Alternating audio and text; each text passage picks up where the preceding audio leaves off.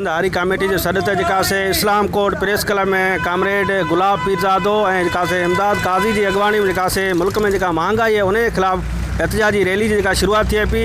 असीं अॻवाननि सां ॻाल्हि ॿोल कंदासीं त हुन महांगाई ऐं मुल्क में जेका से हिन वक़्तु वधंदड़ जेके से क़ीमतूं आहिनि उन जे हवाले सां हू छा चवंदा अचो त हुन सां ॻाल्हि ॿोल कयूं। इहो तव्हां अंदाज़ो लॻायो, अटो महांगो, तव्हां अंदाज़ो लॻायो त ग़रीब माण्हू जी छा हालत हूंदी। लटे खे त चती लॻी सघे थी पर अटो पेट खे चती नथी लॻी सघे। इन करे माण्हू ॾाढो परेशान आहिनि ऐं सॼे मुल्क में जो बुरान पैदा कयो आहे ऐं ॼाणी वाणी जेको बुरान पैदा कयो आहे। सरकार जेको आहे उहो हर शइ हुन महांगी करे छॾी आहे। भाॼी आम माण्हू जो जेको वाइपे जूं शयूं आहिनि उहे सभु जेके आहिनि महांगियूं कयूं वयूं आहिनि। ग़रीब माण्हू वधीक ग़रीब थींदो पियो वञे ऐं अमीर वधीक अमीर थींदो पियो वञे ऐं इन पॉलिसी तहत जेको आहे ग़रीब माण्हू जेको आहे ज़ुल्म जो शिकार आहे।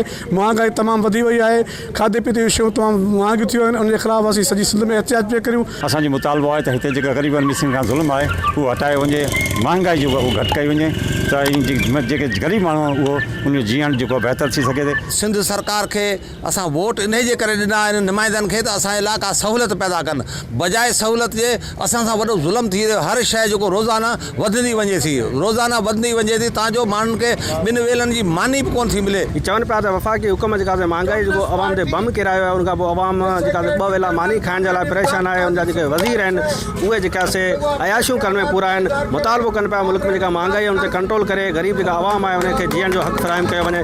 कैमरामैन अहमद अली सांगी सां गॾु गाज़ी बजीर, अवामी आवाज़ TV न्यूज़, इस्लाम कोट। विज़िट कयो अवामी आवाज़ मीडिया ग्रुप जी वेबसाइट awamiawaz.pk।